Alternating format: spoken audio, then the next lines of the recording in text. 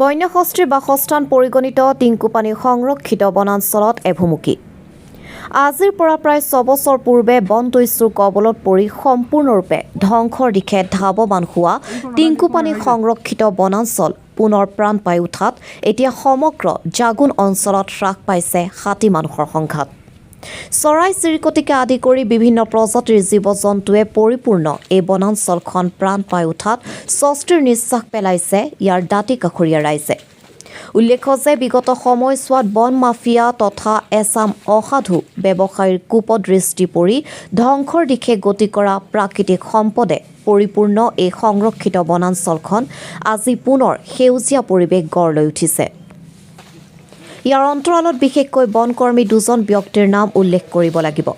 ডিগবৈ বন সংমণ্ডলৰ প্ৰাধিকাৰী ৰঞ্জিত ৰামৰ নেতৃত্ব তথা জাগুন আঞ্চলিক বন বিষয়া কাৰ্যালয়ৰ ভাৰপ্ৰাপ্ত বন বিষয়া প্ৰমোদ ফুকনৰ অগাধ প্ৰচেষ্টাত বনাঞ্চলখনে পুনৰ প্ৰাণ পাই উঠাত উৎফুল্লিত হৈছে স্থানীয় ৰাইজ।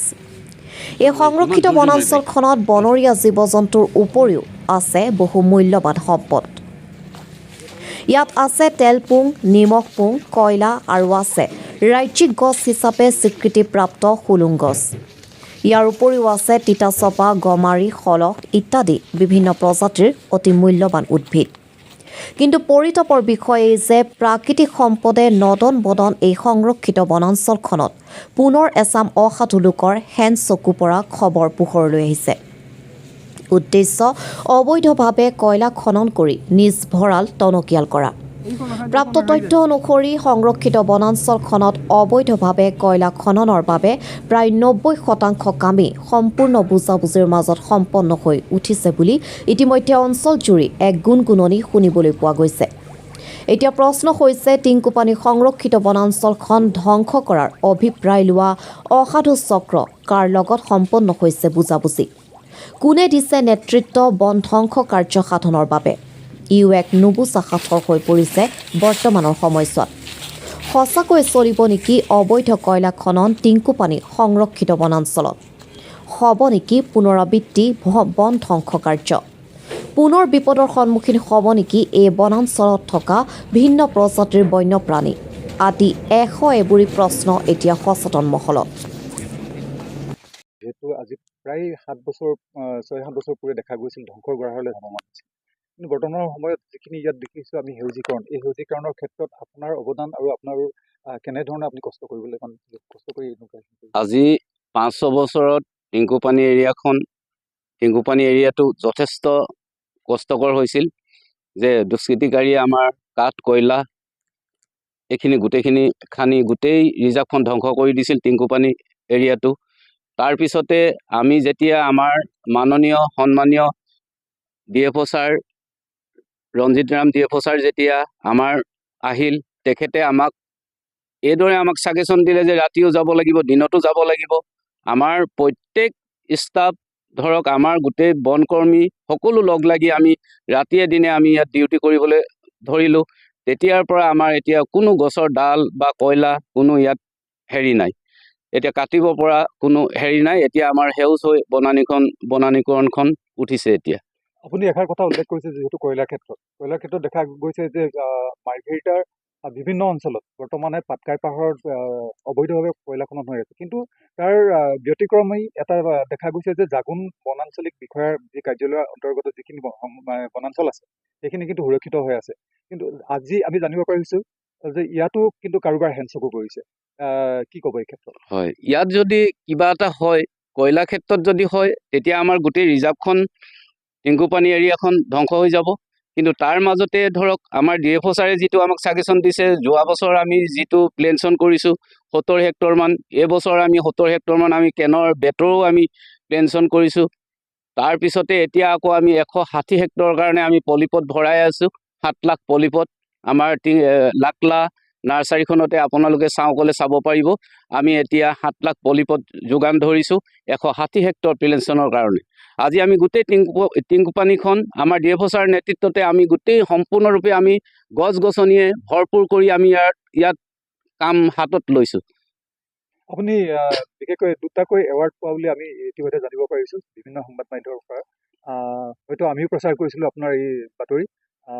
এই ক্ষেত্ৰত আপুনি কি ক'ব মানে হয়। কেনেধৰণৰ আনন্দিত? এইটো মই বহুত আনন্দিত হৈছোঁ। ধৰক মই দুটা ইয়াত গুৱাহাটীত পাইছিলোঁ। আকৌ মই ধৰক 15 আগষ্টত যোৱা 15 আগষ্টতে মই আপোনাৰ তিনিচুকীয়া DC ছাৰে মোক এখন চিঠি দিছিল। তেতিয়া মই তাত গৈও এটা ইয়াৰ্ড লৈ আহিছোঁ। আজি মই খুব ধুনীয়াকৈ এইখিনি কাম কৰাৰ কাৰণে আজি মই গোটেই বনানীকৰণখন সেউজ কৰাৰ কাৰণে তাৰ নেতৃত্বতে আজি মোক এইটো ধৰক এটা সন্মান প্ৰদান কৰিছে। আৰু মোৰ সেই সন্মানটো মই পাবলৈ গৈছোঁ আজি আমাৰ সকলো সংগঠন ধৰক আমাৰ জাগোনৰ মিডিয়াৰ আৰু আমাৰ লেখাপানী মিডিয়াৰ সকলো মিডিয়া মহোদয় নেতৃত্বতে মই এইটো কাম আজি হাতত ধৰক মই আজি এইটো এটা উপহাৰ পাইছোঁ। তাৰ কাৰণে অকল ময়ে নহয়, আজি মোৰ ষ্টাফে সহায় কৰিছে। তাৰ লগতে ধৰক আজি আমাৰ গোটেই জাগোনৰ ৰাইজবিলাকে আজি মোৰ লেখাপানী ৰাইজো আহিছে। ইয়াত লেখাপানীও মোৰ সাংবাদিক মহাশয়সকল আহিছে আৰু ইয়াত জাগোনৰ সাংবাদিকসকলৰ নেতৃত্বতে মই এইখিনি আপোনালোকৰ সহায় সহযোগতে মই এইখিনি ধৰক মই মান এটা পাইছোঁ। ধন্যবাদ। আজি ইয়াত ধৰক বনৰীয়া হাতী, পহু, চৰাই চিৰিকটি আৰু আমাৰ বাঘ এইদৰে চব জীৱ জন্তুৱে আমাৰ ইয়াত আছে। হাইঠা চৰাইলৈকে আছে আমাৰ ওপৰত গছত পৰি আছে, আপোনালোকে দেখিব।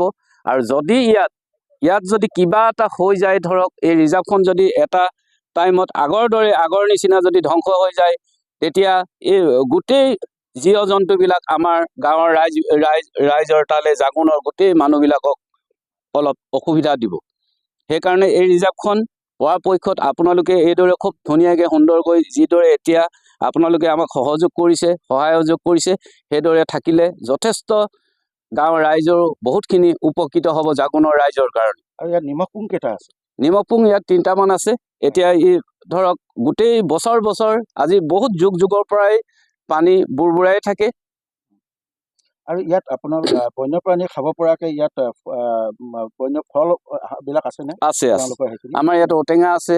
ধৰক ইয়াত গোটেই ধৰক পহুৱে খোৱা আপোনাৰ শিলিখা আপোনাৰ শিলিখা আছে।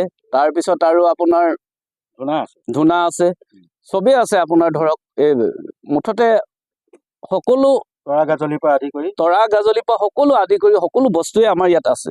কাৰণ কেলে এই আমি জনামতে টিংকুপানী বনাঞ্চলখন ৰাষ্ট্ৰীয় ঘাইপথে মানে মাজতে আছে। হয়, মাজতে আছে। যদি আপুনি ক'ব বিচাৰিছে যে যদি ইয়াত অনৈতিক যদি কাৰ্যক্ৰম হয়, যদি গছ গছনি কাটে, তেতিয়াহ'লে বন্যপ্ৰাণীখিনি গাঁৱলৈ ধাৱমান হ'ব। তেতিয়া গাঁৱৰ ৰাইজে ভুগিব লাগিব এইটো।